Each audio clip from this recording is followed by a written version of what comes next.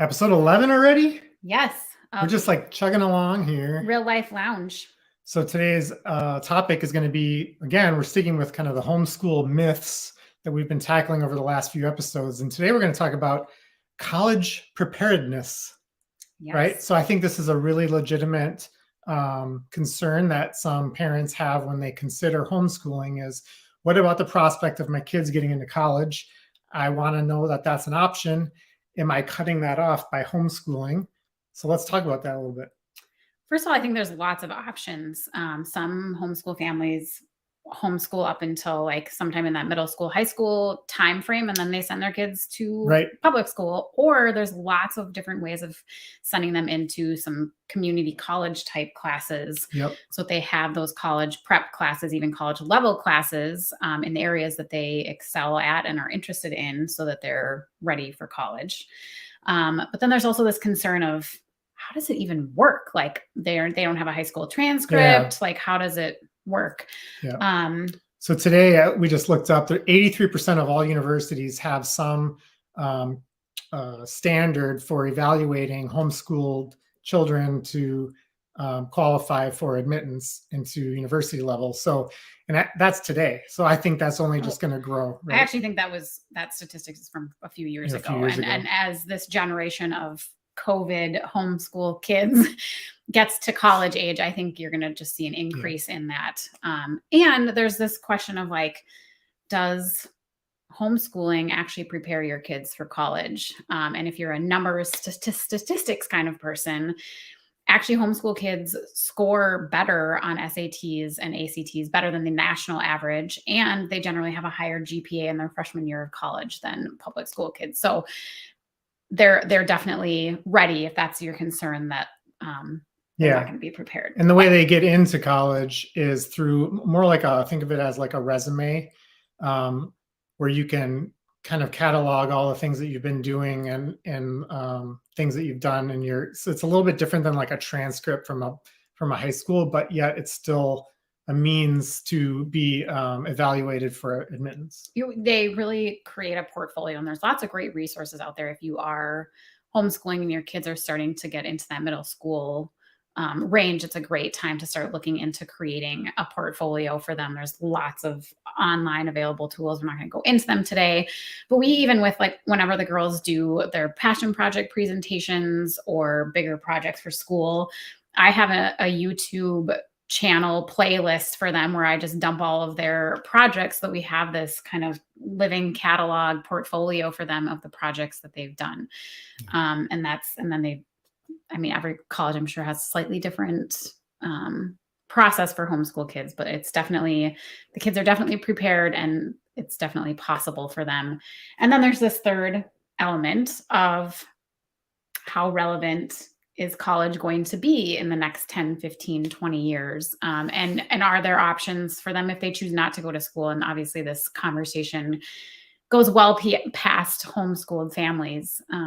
But our belief personally is that kids, and in today's world with technology and the ability to learn anything, you don't necessarily have to go to college. There's lots of creative ways to learn and make money, and a lot of amazing companies don't require that anymore.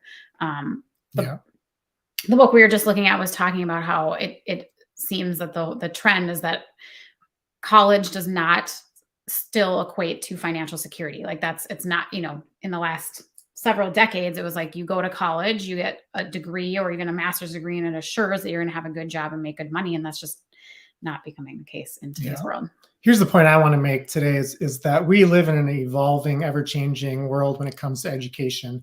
And we've certainly shifted into this mode of being able to self-educate because of all of the readiness of resources at our fingertips, right? So when you are homeschooled, you start utilizing that resourcefulness to educate yourself. That then translates into higher level education or more specific skill training type education, which then leads to more specified work. So let's say you want to be a computer programmer and you grew up as a homeschool kid who was definitely resourceful in finding out where you can learn about certain things. You have this interest in becoming a coder. You go teach yourself the computer codes and languages so that you can become a proficient coder. Now it's time to go get that job that you want because of the thing that you love, which is computer programming and coding. And your employer will give you an aptitude test. Show us that you know this language and that you can code in this language. You don't have to show that you went to the university level for 4 years and majored in computer science. So that's just like the way the society is evolving, and our ability to self-educate is going in this direction. So I feel like the whole concept of college level school is going to get challenged over the next several years. And in fact, the homeschool experience helps prepare you for that. Yeah, I mean, one little example as you're talking made me think of my nephew. He's a cuber, so he does Rubik's Cubes. He's 13, and he self-taught himself how to solve the Rubik's Cube. Apparently, there's all these algorithms, and you have to memorize the different algorithms. It's like very much a foreign language to me and blows my mind. But I mean, he can solve a Rubik's Cube in like 16 seconds, and that was all self-taught. And it's just amazing what kids can do when they're interested and passionate in something. They have such limitless resources to teach themselves anything on the internet. So now I think it's important to say that there are probably certain pathways and aptitudes that traditional schooling is going to be more advantageous. I'm thinking of, a doctor who needs really deep dive into the sciences and biology and chemistry and those things that maybe needs the higher level instruction to really go, along the path to get into, to the doctoral programs and stuff. I'd be a little leery of a surgeon who taught himself online.